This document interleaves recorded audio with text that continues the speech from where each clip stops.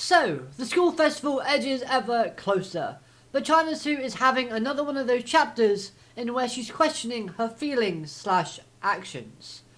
Hello everyone and welcome to Anime Awakening, and today let's talk about chapter 50 of the Blue Box manga series. A little fun chapter that gives shine to both Taiki, while also giving and starting some development for China Su. So, let's briefly start off by talking about the character of Kyo, because this guy knows how to knit/sew, and this is thanks to him helping out his siblings with their past events. Now, I really like this detail added about Kyo's character, because it does build up the character a little bit more, giving us a little bit more substance behind him, which we are currently lacking with the character of Kyo. Plus, I really like the fact that he is the one that mentions Hina's talents for performing in front of an audience, as this shows that Kyo is very observant to his surroundings whenever Hina is around. Now, it also makes sense that Hina would be used to performing in front of an audience thanks to her experiences gained through her rhythm gymnastics events. So the fact that that blends well with her acting is kind of nice. As a side note, the little hint about Kyo being observant could also lend a hand to the idea of him having a crush on Hina, because why else would he be observing her so closely? But enough of that, let's talk about Taiki, as this chapter, like I said, manages to showcase Taiki in a shining light.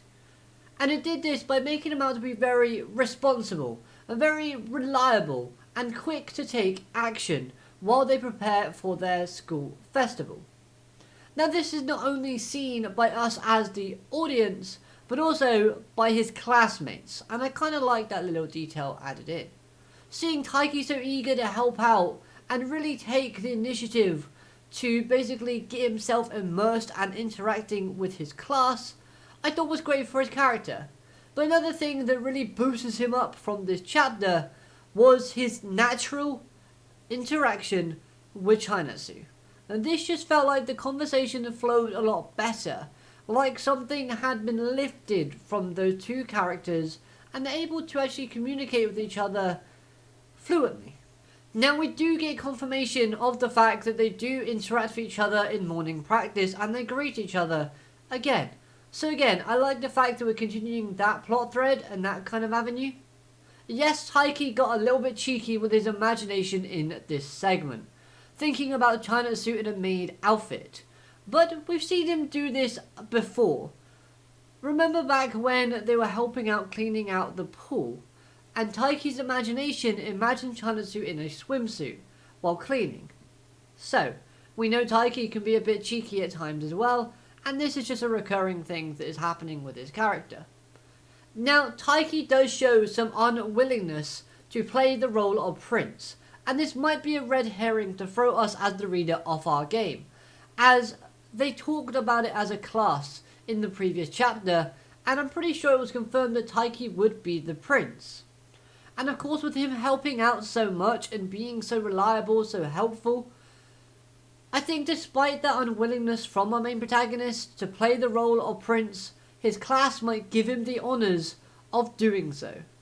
Now, if that were to happen, if Taiki were to get another leading role as the prince in this Snow White play, this could allow him to have another moment to shine.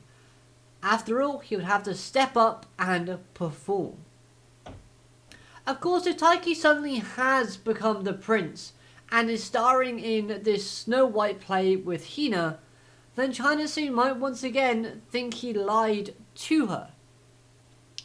Because of course Taiki mentions there's no way that he's playing the prince to her in this supply room. And therefore, with that sort of type of ordeal and situation, you gotta be very careful. We don't want China Su to regress in her development when she's finally started to make a few steps forward. And speaking of China Su, she's going through some character developmental stages within this chapter. After watching a romance drama TV series and having a conversation with her mother in where her mother really doesn't hold back. And trust me, China Su's mother knew what she was saying and how her daughter would interpret the words being spoken. So amongst those two things, It causes her to reflect on her actions and feelings, leading to her thinking that she too is an unfair person, just like the person within that drama that she was watching. Chanasu might feel like she can't share her feelings towards Taiki because of the living situation she currently finds herself in. If things go wrong between them, then this could cause an issue for Chanasu in staying in Japan and of course in school with her basketball team when her mother goes back overseas. Plus, Chanasu seems to have the wrong idea about Taiki and Hina. The way that Chanasu phrased the speech at the end where she said they weren't going out yet implies that Chanasu thinks that Taiki and Hina are currently dating each other. This could be because of the easy flowing interactions that she's observed between Hina and Taiki since of course that situation. But despite that, it's clear that Chanasu has feelings for Taiki, but doesn't have the confidence to act upon those feelings herself. Maybe it's because of fear in her living situation becoming a bit more unstable, or it could be even out of kindness. We've seen time and time again throughout Blue Box how kind and giving Chanasu can be, but at the same time, that kindness can be her downfall. Because upon reflecting her feelings, I thought it was rather interesting how she thought about Hina's feelings in that moment in time while taking the bath. She thought about how her interactions with Taiki recently could be seen as a very bad thing in Hina's opinion and eyes. It could make Hina upset. I do think Kyo will clear up the misunderstanding about Chanasu thinking that Taiki and Hina are a couple, because of how the story so far has kind of shown Kyo having feelings for Hina. But let me know what you think about that. Of course, there are some misunderstandings that need clearing up.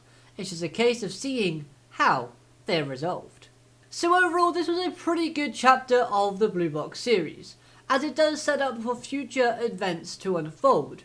Like, will Taiki call Chanasu, like he was thinking of doing so at the end of this chapter? And if he does, well, what is he going to talk about? However, if Taiki does end up pressing the call button and speaking to Chanasu, then this would be good progress for his character. With all that being said, you've heard my thoughts on this chapter, now I want to hear yours. What did you think of this chapter? Did you enjoy it? Or do you have some theories or speculation that you think is slightly different than what I've said? Let me know all of your thoughts, opinions in the comment section down below. Hopefully you've enjoyed this review. If you have, please like, comment, subscribe, all that good stuff for more Blue Box content. Have a great day. Alligator, matane, goodbye.